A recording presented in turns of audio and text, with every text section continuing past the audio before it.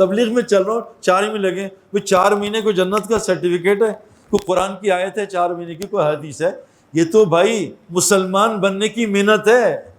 اب میں 4 مہینے لگا کے، ابھی ہم نے کتنے 4 مہینے والے دیکھے، شادی میں 25 کروڑ ہے نا، مہندی میں 20 کروڑ، مایوں میں 15 کروڑ، ساری کفر کی حرکتیں، اور 4 مہینے لگائے۔ یہ کہاں سے؟ یہ تو ہے ہی نہیں۔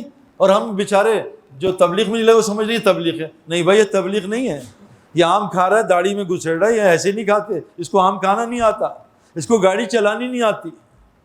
میرے دوستو اللہ کہہ رہے ہیں 24 گھنٹے تم میرا بندہ بن کے گزارو۔ اس کو کہا، ابھی 2 آئی جی بیٹھے تھے ہمارے کسی بیان میں کہا حضرت یہ بتائیں قیدی کس کو کہتے ہیں؟ کہ قیدی اس کو کہتے ہیں جو 24 گھنٹے ہماری مان کے چلے۔ اللہ نے کہا مومن دنیا میں کیا ہے بھائی؟ قیدی ہے۔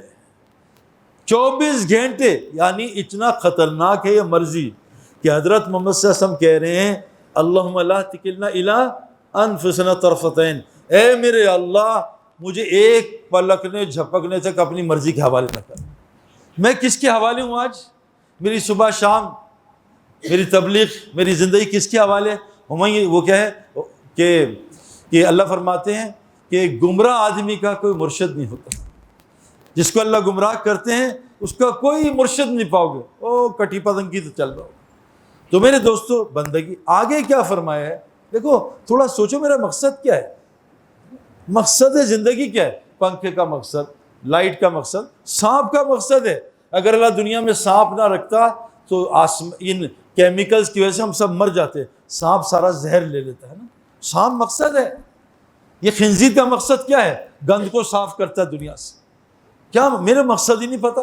ربنا، عقل مند تو یہ کہتے ہیں ربنا ما خلقت ھذا باطلا، اللہ تو نے کوئی چیز فالتو پیدا نہیں کی، اور یہ جو ساری چیزیں کس کے استعمال کے لیے بنی ہیں؟ انسان، اور انسان کو اپنا مقصد نہیں پتا۔ گدھے پہ بیٹھ کے جا رہا ہے، گدھے کو منزل پسا ہے، اس کو منزل ہی نہیں پتا، پی ایچ ڈی کر رہا ہوں، یہ مقصد ہے؟ ڈاکٹر بننے مقصد ہے؟ میرے دوستو آدمی کو سوچیں میرا مقصد کیا ہے؟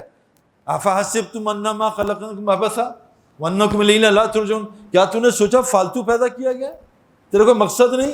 جو چیز مقصد سے ہٹے کچرے میں پھینکو۔ گائے مقصد سے ذبح کرو، گوشت کھا جاؤ۔ آج پوری دنیا میں مسلمان ذبح ہو رہے ہیں، اور فقر اور بھوک کا اور خوف کا لباس اللہ نے پہنا۔ جس ملک کو اٹھا کے دیکھو، یا بھوکے ہوں گے یا خوف زدہ ہوں گے۔ وذاق اللہ لباس الخوف، اللہ ان کو پہنائے گا ایک خوف اور بھوک کا لباس، وہ آج ہر جگہ مسلمان نے پہنا۔ میرے دوستو اللہ تعالیٰ فرماتے ہیں ہم نے تمہیں اپنا بندہ، اللہ کی قسم اللہ کا بندہ بن جائیں، ساری مخلوق ہماری بندگی میں آ جائے۔ اتنا آسان اللہ خود فرما رہے ہیں۔